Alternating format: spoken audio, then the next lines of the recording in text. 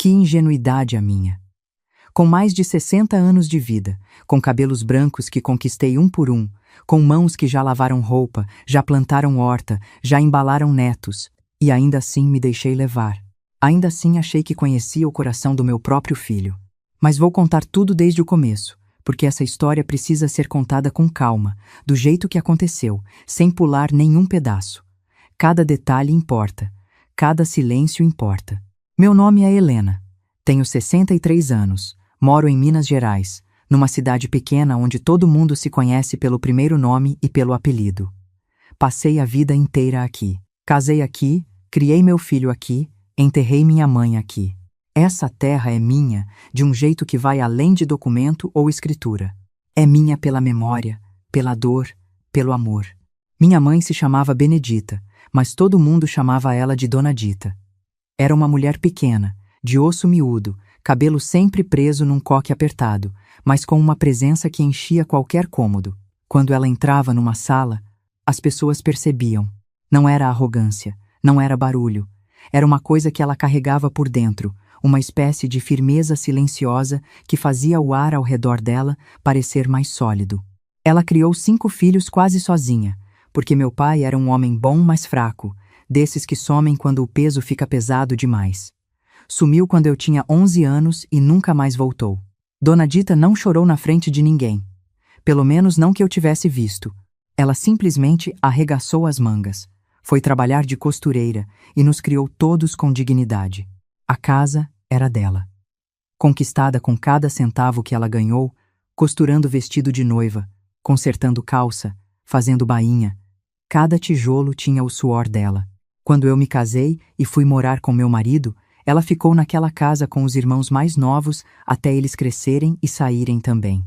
Depois ficou sozinha, mas nunca solitária. Sempre tinha vizinho, sempre tinha neto visitando, sempre tinha alguém sentado na varanda dela tomando café com biscoito de queijo. Meu filho, o Eduardo, cresceu indo para a casa da avó toda semana. Ela era louca por ele. Fazia questão de ensinar o menino a plantar, a cozinhar, a respeitar os mais velhos. Eduardo ouvia tudo com aquela cabeça abaixada de criança educada. Eu pensava que alguma coisa estava ficando guardada dentro dele. Alguma coisa boa. Pensei errado. A virada começou quando ele conheceu a Patrícia. Ela veio de fora, de uma cidade maior, e desde o primeiro dia que entrou na nossa vida, eu senti alguma coisa que não soube nomear na hora. Hoje eu sei o que era. Era aviso. Era o mesmo pressentimento que minha mãe sempre dizia ter quando algo ruim estava chegando, aquela pontada no peito que não tem explicação racional, mas que raramente mente. A Patrícia era bonita, articulada, sabia se comportar em mesa de jantar e sorrir no momento certo. Mas eu observava os olhos dela quando ela achava que ninguém estava olhando. Havia uma frieza ali, uma calculista que ficava quieta, esperando a hora certa. Falei para o meu marido, o Geraldo. Ele disse que eu estava sendo dramática, que toda sogra acha que nenhuma mulher é boa o suficiente para o filho. Talvez ele tivesse razão. Tentei acreditar que era isso. Eduardo casou com a Patrícia 2 anos depois que eles se conheceram. Foi um casamento bonito, eu me comportei, sorri nas fotos, dancei com meu filho na festa. Dentro de mim havia aquela pontada. Mas eu empurrei ela para baixo com toda a força que tinha. Os primeiros anos foram suportáveis. Eles moravam no mesmo bairro, a gente se via nas datas comemorativas, as coisas funcionavam com aquela cordialidade tensa que muitas famílias conhecem bem. Eu não era próxima da Patrícia, mas tampouco havia conflito aberto. Então minha mãe adoeceu.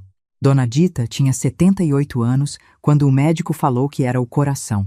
Precisaria de repouso, de remédio controlado, de alguém por perto.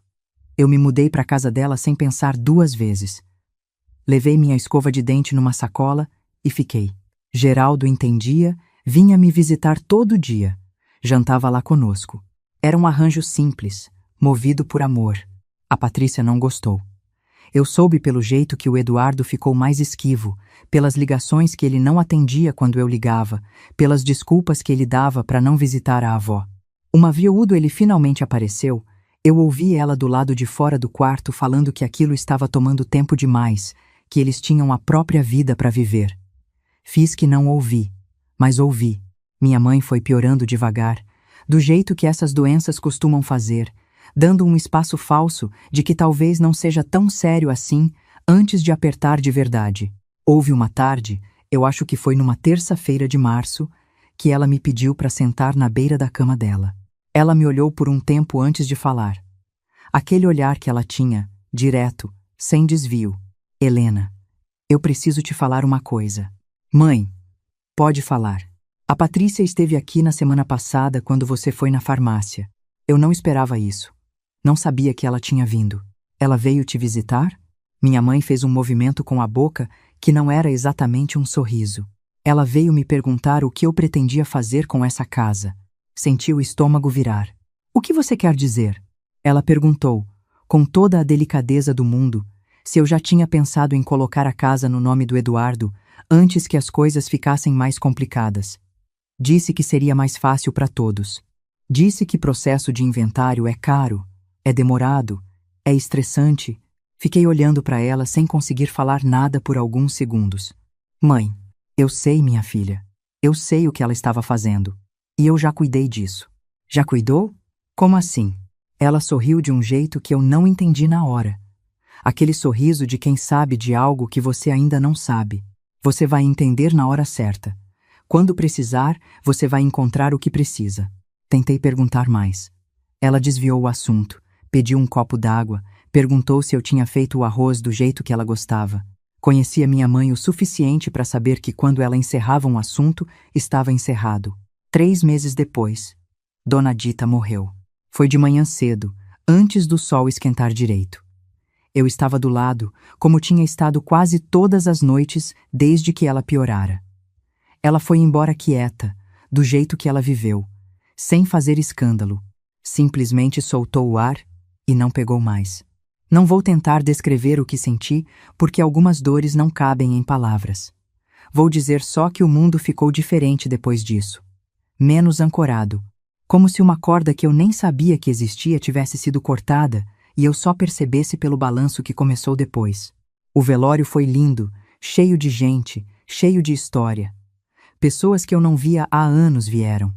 Cada um tinha uma memória de Dona Dita para contar.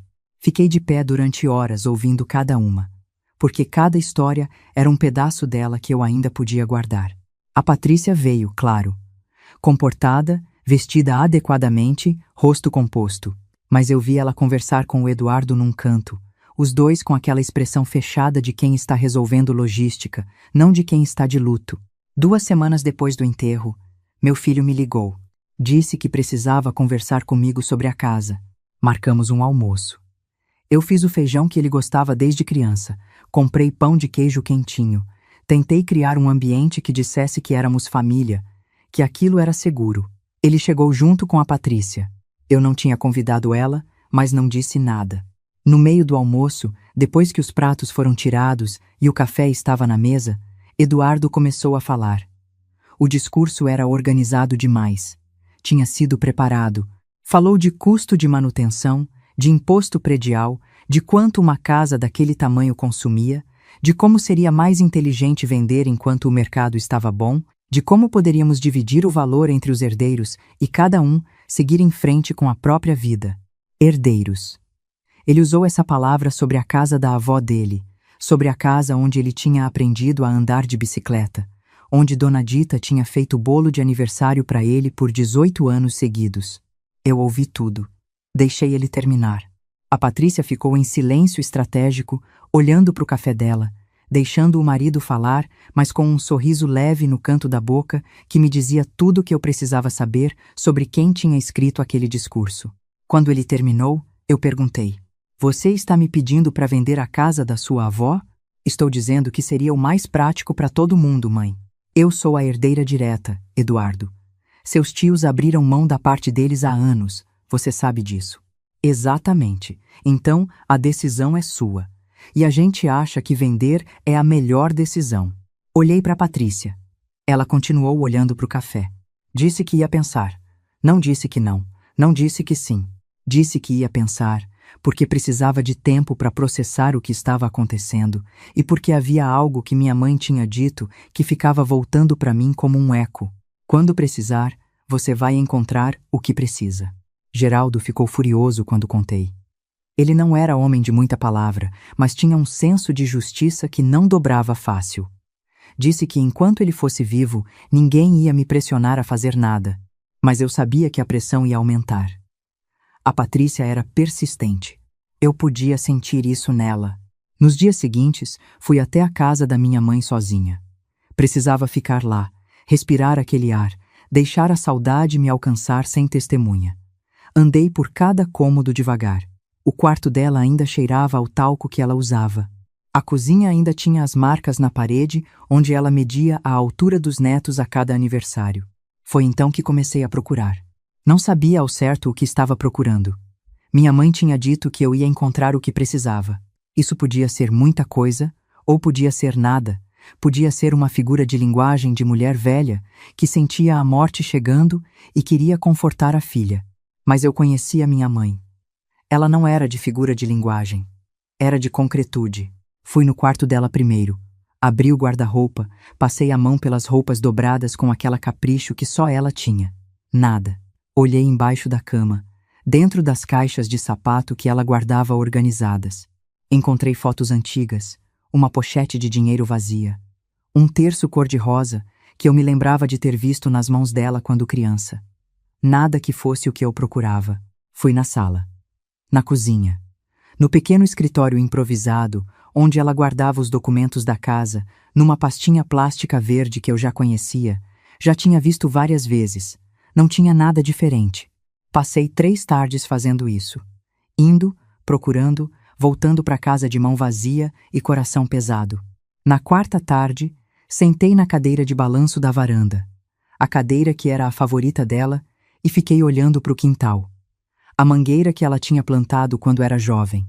O canteiro de tempero que ela mantinha com um cuidado quase religioso. E no canto da varanda, numa prateleira de madeira velha coberta de vasos de samambaia, havia uma caixa de costura. Aquela caixa, eu devia ter olhado ali primeiro. Era tão óbvio que ficou invisível. Era uma caixa de madeira escura, retangular, com uma fivela de metal amarelado. Minha avó tinha trazido ela de Goiás décadas atrás e passado para minha mãe. Tinha ficado naquela prateleira por quanto tempo? 30 anos? 40? Era parte da paisagem da casa, daquelas coisas que você olha toda semana e não vê mais porque já faz parte do cenário. Peguei a caixa com as 2 mãos. Era mais pesada do que eu esperava. Abri. Por cima havia carretéis de linha colorida, agulhas enfiadas num alfineteiro de veludo vermelho, pedaços de tecido dobrados, 1 centímetro de costureira enrolado, um botão de madrepérola solto, as coisas de sempre. As coisas de costura que tinham estado ali por décadas. Mas quando tirei o compartimento de cima, que eu nem sabia que existia porque nunca tinha mexido nessa caixa com atenção, havia um envelope, grosso, lacrado, com meu nome escrito na frente com a letra de minha mãe. Para Helena. Abrir somente quando precisar. Fiquei parada por um momento que não sei medir em segundos. O coração acelerou, as mãos ficaram levemente trêmulas. Aquela sensação de estar prestes a receber algo importante, algo que vai mudar a forma como você entende as coisas. Abri o envelope com cuidado, como se a pressa pudesse estragar alguma coisa. Dentro havia 3 coisas. A primeira era uma carta, escrita à mão, 3 páginas inteiras, na letra miúda e caprichada que minha mãe tinha desenvolvido anos de costura e bordado. Comecei a ler ali mesmo, em pé, na varanda. Ela começava dizendo que sabia que eu estava lendo aquilo porque alguma coisa tinha acontecido. Que se eu estava ali, procurando, era porque precisava de ajuda. Disse que me conhecia melhor do que eu me conhecia, que sabia que eu seria a última a perceber quando alguém estava me usando, porque eu tinha o coração do meu pai, generoso demais, que acreditava nas pessoas mais do que elas mereciam. Depois ela falou da Patrícia. Disse que na tarde em que a Patrícia tinha vindo à sua casa, ela tinha sorrido, servido água, ouvido cada palavra com atenção. E depois, assim que a moça foi embora, ela tinha ido ao cartório. Ficou parada nesse trecho, sem conseguir continuar por alguns segundos. Voltei. Reli. Fui em frente. Minha mãe tinha ido ao cartório 2 dias depois da visita da Patrícia. Havia registrado um documento particular reconhecendo firma, onde declarava formalmente que a casa era para ser transmitida a mim e somente a mim, com uma cláusula de inalienabilidade que impedia a venda do imóvel por um período de 10 anos após o seu falecimento, sem autorização judicial. Ela tinha pesquisado isso. Tinha ido ao cartório sozinha, sem me contar, porque sabia que se me contasse, eu ia tentar dissuadi-la. Ia dizer que era exagero, que a Patrícia não era assim, que meu filho não faria isso. Conhecia a filha. A segunda coisa dentro do envelope era uma cópia desse documento, com todas as assinaturas, todos os reconhecimentos, todos os carimbos. A terceira coisa era um cartão de visita de um advogado, com uma anotação escrita por minha mãe no verso: "Ele sabe de tudo, pode confiar." Eu sentei na cadeira de balanço e chorei por quanto tempo eu não sei. Chorei pela saudade, chorei pela proteção que ela ainda estava me estendendo de onde quer que ela estivesse. Chorei pela culpa de não ter entendido o sorriso dela naquela tarde. Chorei porque ela tinha ido ao cartório sozinha com o coração doente e não tinha dito nada. Tinha carregado aquilo para garantir que eu estivesse bem quando ela não estivesse mais aqui para me proteger pessoalmente. Fui ao advogado no dia seguinte. O Dr. Renato era um homem de uns 50 e poucos anos, com óculos redondos e um jeito tranquilo de falar que transmitia segurança sem precisar de volume. Ele me reconheceu assim que eu disse o nome de minha mãe. Dona Dita era uma mulher extraordinária, ele disse, antes de qualquer outra coisa. Eu concordei, e a voz tremeu um pouco. Ele me explicou tudo com paciência. O documento que minha mãe havia registrado tinha validade jurídica plena. A cláusula de inalienabilidade protegia o imóvel por 10 anos. Qualquer tentativa de forçar uma venda nesse período seria não apenas infrutífera, mas poderia configurar tentativa de estelionato dependendo de como fosse conduzida. Sua mãe me contou o que havia acontecido, ele disse, e me pediu que ficasse de prontidão caso fosse necessário. Ela veio aqui sozinha? 2 vezes. A primeira para se informar, a segunda para assinar. Veio de ônibus. Me disse que a senhora não podia saber porque acharia exagero. Fechei os olhos por um segundo. Porque acharia exagero. Ela me conhecia. Voltei para casa com o documento na bolsa. Naquela noite, sentada com Geraldo depois do jantar, contei tudo. Ele me ouviu sem interromper. E quando terminei, ficou um tempo em silêncio antes de falar. Sua mãe era mais esperta do que todos nós juntos. Era. E agora? O que você quer fazer? Pensei um pouco. Havia uma parte de mim que queria ir logo falar com o Eduardo, jogar aquele documento na mesa, ver a cara da Patrícia quando entendesse que o plano dela tinha funcionado em câmera lenta por semanas para chegar em lugar nenhum. Mas havia outra parte, uma parte que doía mais, que só queria entender por que meu filho tinha deixado isso acontecer. Decidi esperar. Deixar que a pressão chegasse ao ponto mais alto antes de agir. Queria ver até onde ia. Não demorou muito. Na semana seguinte, Eduardo ligou perguntando se eu tinha pensado sobre a conversa do almoço. Disse que tinha. Disse que ainda precisava de um pouco mais de tempo. Ele disse, com uma paciência forçada que eu reconheci como performance, que tudo bem, que era uma decisão importante, que ele entendia.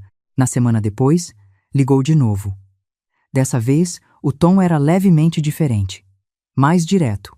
Disse que ele e a Patrícia tinham conversado com um corretor, que o mercado estava aquecido, que seria uma pena perder o momento.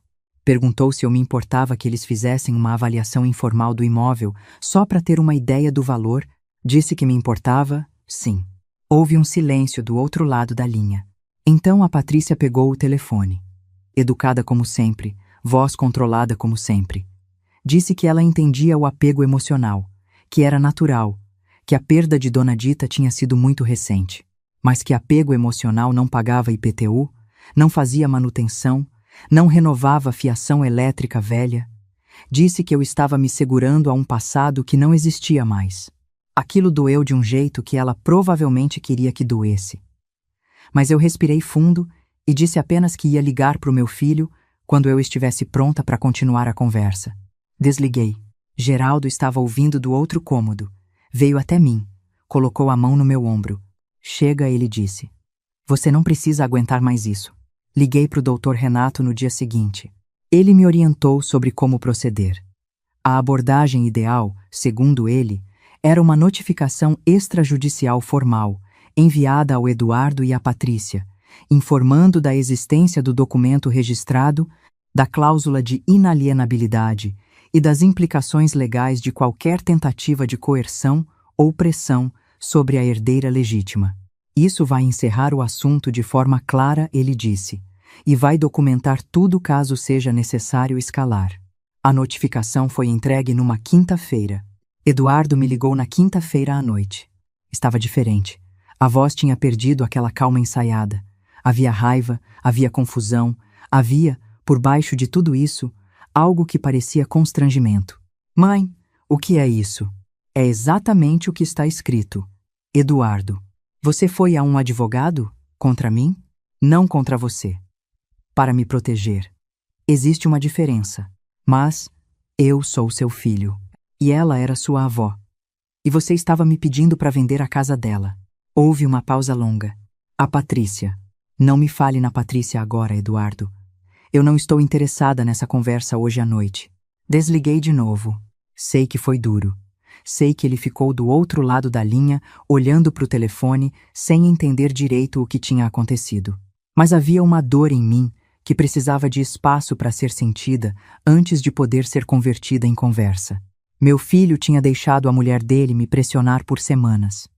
Tinha feito aquele almoço ensaiado, tinha ligado 2 vezes pedindo coisa que eu não deveria dar, tinha permitido que ela pegasse o telefone e dissesse que eu estava presa num passado que não existia mais. Isso precisava de tempo. Passaram-se 2 semanas sem contato.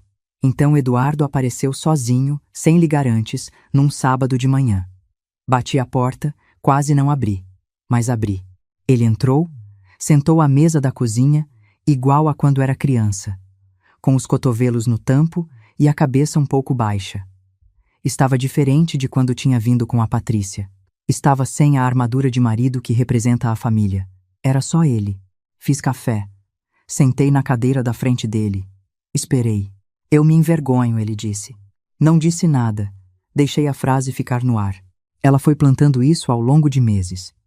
Eu nem percebi direito quando comecei a achar que vender a casa era uma ideia razoável. Parecia lógico, sabe? Ela explicava de um jeito que parecia tão lógico.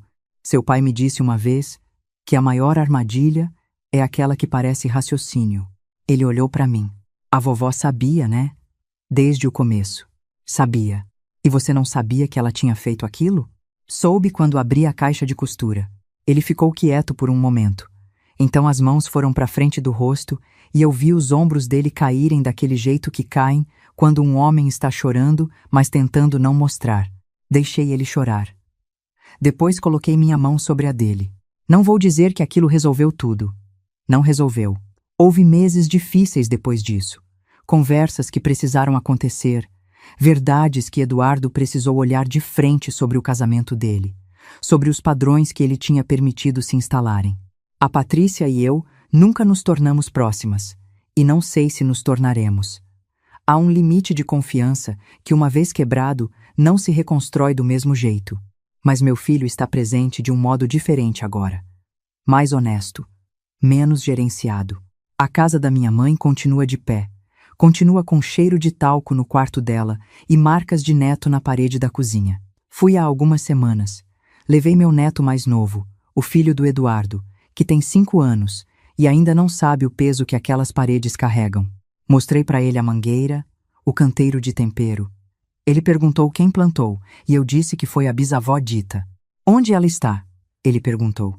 Em todo lugar, eu disse. E acredito nisso. Aprendi, nesse tempo todo, que a proteção de uma mãe não termina quando ela parte. Ela deixa sinais, deixa documentos, deixa cartas dentro de caixas de costura em prateleiras de varanda. Deixa advogados que ficam de prontidão esperando o momento certo. Age antes, em silêncio, enquanto ainda pode agir. Aprendi que pessoas que chegam com discurso lógico demais, que explicam tudo de um jeito que parece razoável demais, essas pessoas geralmente têm um interesse que não está aparente naquele discurso. Aprendi a desconfiar da fluidez, da argumentação sem fissura, do sorriso no momento certo. Aprendi que filho não vira inimigo do dia para a noite. Vira devagar, por influência, por pequenas concessões cotidianas que parecem inofensivas uma por uma, mas que somadas formam um caminho que leva longe de onde ele começou. E que filho pode voltar, também, desde que encontre alguém que segure a porta aberta. Aprendi que eu sou mais forte do que achei que era. Que 63 anos não são peso, são substância. São décadas de aprender a ler situações, a sentir o que os outros ainda não viram, a agir com o coração sem perder o juízo. Aprendi tudo isso. Mas a maior coisa que aprendi, a que carrego no peito mais funda, é que minha mãe foi ao cartório com o coração doente, pegou o ônibus sozinha, assinou o documento com a mão que tremia um pouco e não me contou nada, absolutamente nada, porque me amava demais para me preocupar. Isso é amor. O amor que não precisa ser visto. O amor que trabalha em silêncio para que você esteja bem mesmo quando ele não estiver mais aqui. Dona Dita, onde quer que você esteja. Obrigada. Eu ouvi. Dessa vez eu ouvi.